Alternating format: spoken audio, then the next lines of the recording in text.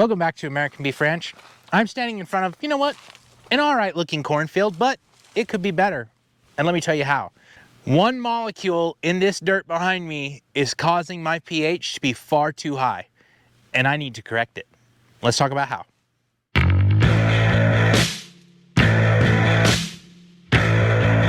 Thank you for stopping in. Jesse with American Beef Ranch, and I love to talk soil health. I distribute fertilizer, I sell things, I sell soil amendments.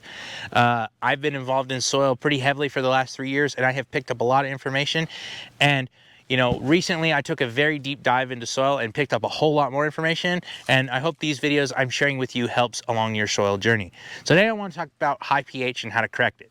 Now, high pH, first off, let's identify what that is. So high pH is when your pH is above basically 6.8, above 7.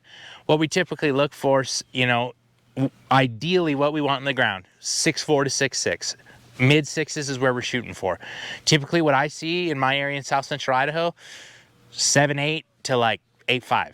And that's normal. That's like everybody, you know, everybody has super high pH around here. Now, your normal fertilizer guy is going to tell you, hey, hit it with some sulfur, hit it with some gypsum. We'll get that stuff going, get that pH down, make it work for you. Now that, it'll probably change your pH a little bit. And you do need sulfur in your soil profile, but long term, it's not going to correct the problem because Mother Nature has fixed this problem millennia ago. And unfortunately, your fertilizer dealer has been ignoring it and hasn't told you about it. So that's what I'm going to talk about. So pH stands for potential hydrogen. That means if you have a high pH, you don't have any, because potentially you could have a lot, but you don't. In a soil test, you'll typically see this as, you know, a pH number, but also in your base saturation, you're going to see that your hydrogen cation ion is blank. There's nothing there because there is nothing there. You're missing hydrogen in the ground. So how do you fix this? How do you get that one extra molecule in the ground? It's really pretty simple. All the things I've talked about before apply. The soil has to be able to respirate. To get to respirate, you have to have available calcium. You have to be able to take a soil penetrometer and put it in the ground. Between 100 and 150 psi, the ground has to breathe. Puts that high pressure air in, respirates the low pressure air. You know what happens when that happens? Guess what? Your microbes can survive. They can actually respirate and work. So then, once your soil is able to breathe, guess what else microbes need? They need carbon. And they need a carbon to nitrogen ratio that is acceptable, which is usually at least 15 to 1. And I guarantee you, if you look and get a carbon to nitrogen ratio test, your carbon to nitrogen ratio is off. It's probably 8 to 10 to 1. It's not acceptable. You know what else happens when you have plenty of carbon in your ground? Carbon holds 4 to 9 times its weight in water. What's water's chemical formulation? H2O. Oh, so there's 2 hydrogen molecules there and an oxygen. Wow, the soil can breathe and it's adding extra hydrogen.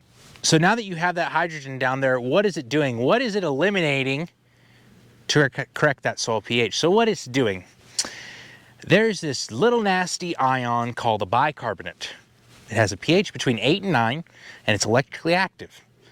And what it does, especially like in my area, it's in irrigation water, it's in certain soil amendments, it's in certain fertilizers. Basically, bicarbonates go in there, and they allow your pH to be really high. The chemical formulation, though, is HCO3. So you got a hydrogen, a carbon, 3 oxygen, okay?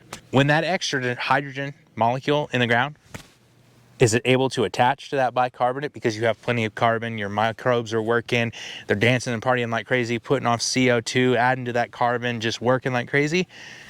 You create carbonic acid. Carbonic acid is Mother Nature's fix to high pH. Carbonic acid has a chemical formula of H2CO3. So there's your one molecule. Like I said, bicarb, bad. HCO3, bad. Carbonic acid, H2CO3, good. Really, really good. So if you want to lower your soil pH, you need to let your soil respirate, fix your carbon to nitrogen ratio, and let the bugs in the ground party. You know what? And that's all you got to do. And you'll create carbonic acid, you'll neutralize the pH in the ground, and your crops will get better and better. Now, don't expect this to happen overnight. It's going to take quite a few years for your pH to get where you need it to go. But remember, every 1/10 of a point. So if you go from 8.5 to 8.4, that's a big leap. And you consistently do that over time, guys, man, you'll be amazed what your soil can do for you. Anyway, guys, I'm Jesse. Thanks for watching. We'll see you next time.